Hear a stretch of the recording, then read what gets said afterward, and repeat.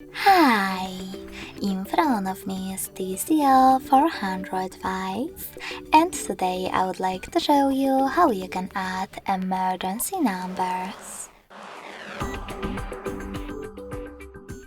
Firstly, open Devices Settings and scroll all the way down right away.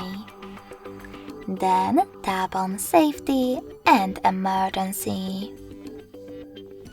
Following that, you need to click on Emergency Information at the top and tap on Add Contact.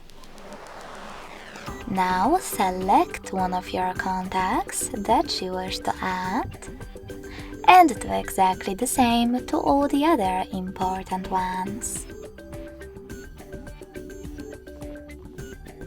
If you wish to delete one of them, click on this little X next to the one that you wish to get rid of and confirm your choice in the pop-up. As you can see, after that, all of my emergency numbers were successfully added. Thanks so much for watching. If you enjoyed this video, don't forget to leave a like, comment, and subscribe. Bye!